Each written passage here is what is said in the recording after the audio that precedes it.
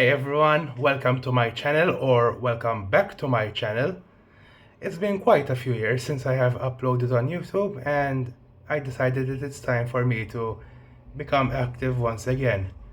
So on this video I'm going to review the book Secret Daughter by Shilpi Somaya Gowda.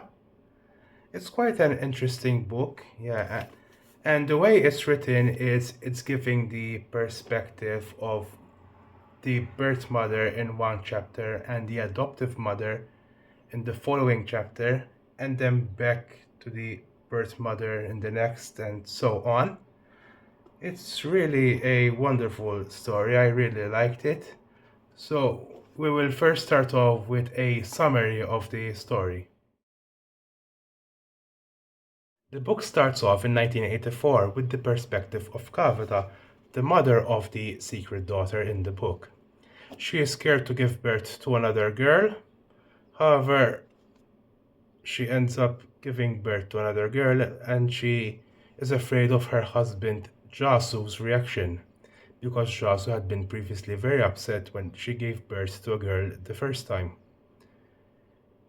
After her birth, she immediately goes to her sister who helps her travel to Mumbai, which is a long and tiring journey, especially as she had just given birth, and they managed to reach an adoption agency.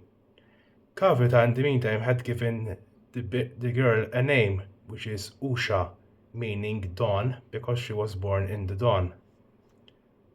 In the adoption agency in Mumbai, they encounter a woman in a blue sari, who is an important character later on in the story. And after giving up her daughter to adoption, she and her sister return back to the village they live.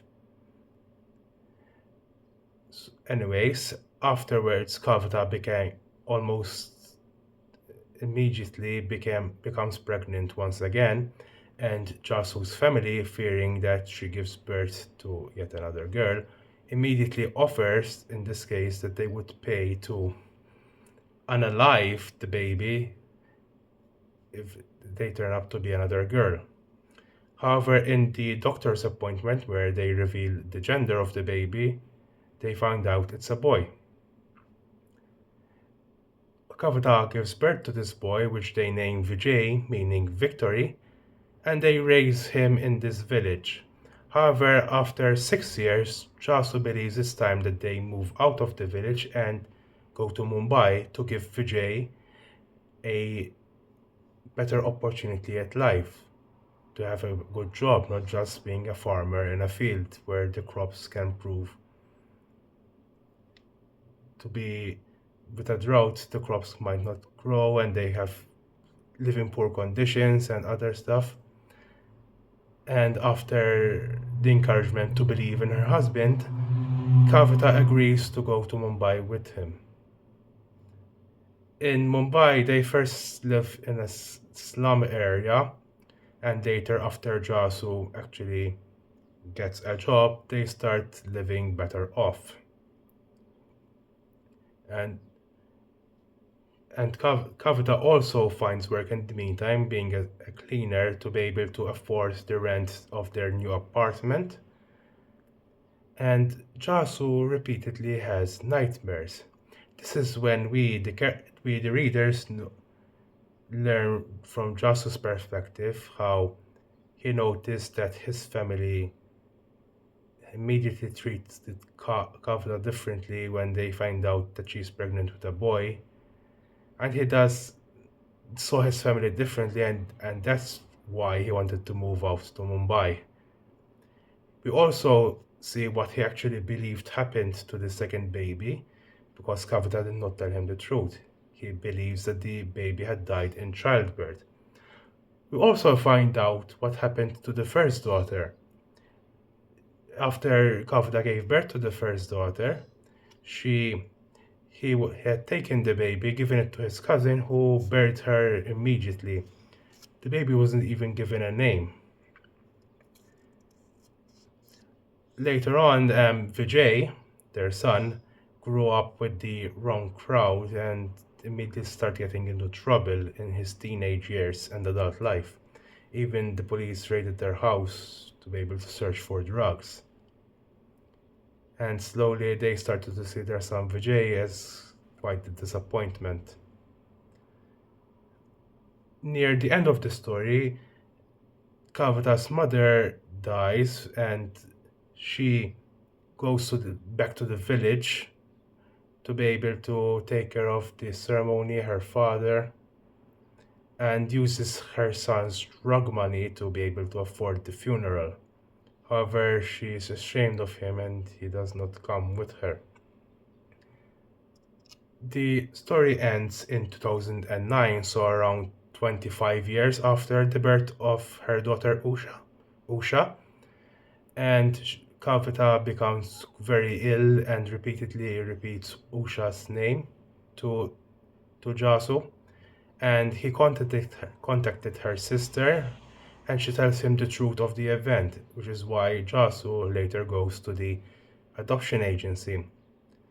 And that's where he learned Usha had been adopted into an American family, and that at one point she actually came back to find them, to his surprise, and she actually left them letters.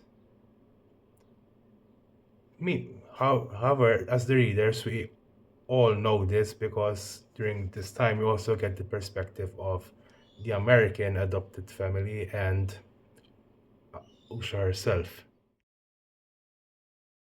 The second chapter starts with the perspective of Somer, who later becomes the adoptive mother of the secret daughter.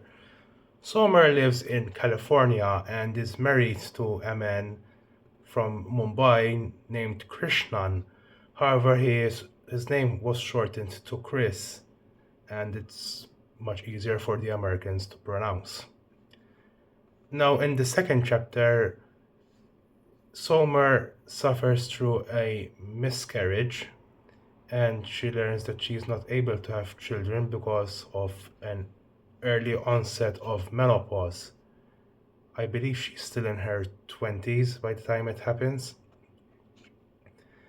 And Krishnan discusses the reality of adoption. His mother, who lives in Mumbai, is friends with the adoption agency. She is, in fact, the woman in the blue sari, which we spoke about earlier.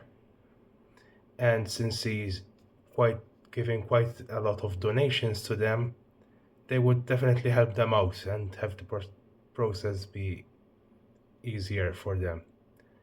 After discussing with her mother, Somer decides to go through with it because she's actually helping another life to give back a better life. Somer and Chris go back to India and she notices how different she is from her family. They speak Gujarati most of the time. They eat spicy foods which she's not able to tolerate and other stuff. She feels like an outsider. And after quite a bit of a hassle with the adoption agency, going back and forth all the time, they finally have their daughter. And the adoption agency accidentally misspelled the name as Asha instead of Usha. However, since Asha means hope, they had kept the original name, kept the new name.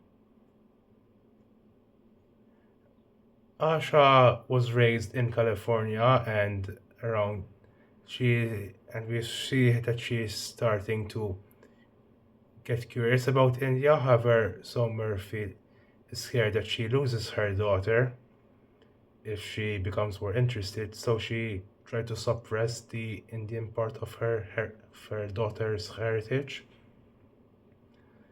Asha later becomes more interested in journalism, and she, in fact, had an opportunity by the time she is 18. 18, yes, to be able to go to India and document the reality of children in the slum areas, the same slum areas that Kavita, Jasu, and Vijay were in. Somer is quite upset about this, fearing that she might actually search for her birth parents. Krishna, Chris, is quite okay with it, but she finds out that he's mostly okay because he already knew about this opportunity. Asha had become more distant to her mother because of she try, tries to hold her back, according to her. So after a while, Asha goes to India, stays with her father's family, and she learns more about her culture and her family that she's barely ever seen in her life. And she starts to learn more about the realities of children, especially little girls who are left for the adoption. Those who are adopted are actually the lucky ones because many stay in the adoption center all their life until they're 16 and then they're on their own. And she starts to think about her mother, that there's the possibility that her mother was unwed and pregnant, and or they were too poor, and she kept thinking about her. Later on, she's able to go to the adoption agency, and since her grandmother, the woman in the blue sari from the earlier chapters, is a person who gives a lot of donations, they actually work hard to find out who the birth mother is, and they manage to find the names of the birth parents, and she, with her studies in journalism, tries to, with her friends from journalism, tries to actually find the parents, and they track them down to somewhere in Mumbai. However, when Asha searches for the apartment that they live in, they tell her that it's under the name Vijay. She thought it was a mistake, but then another person who works as a security of the apartment tells her that Vijay is their son, her younger brother.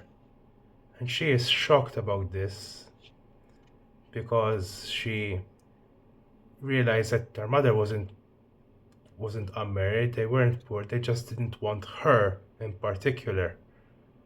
And so she doesn't see them at all, but even if she went to see them, this is around the time that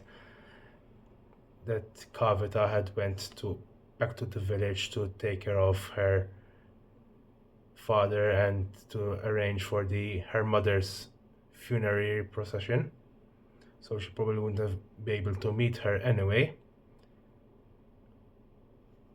During this same time, Somer and Chris had actually had a falling out because of Asha's opportunity, and he calls her out on how she doesn't really want her to know her Indian side, and they had actually separated.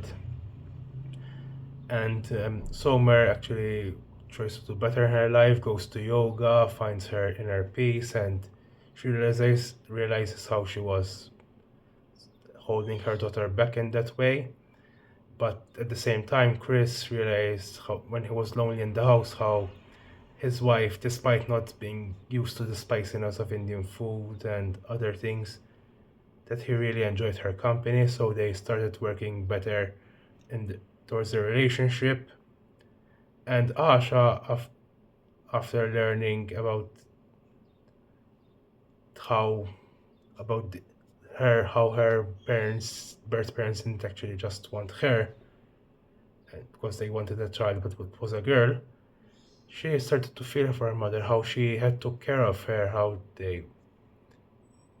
were how they raised her and other things, and she realized how hard she's been on her mother because Asha again had called her out for not supporting her.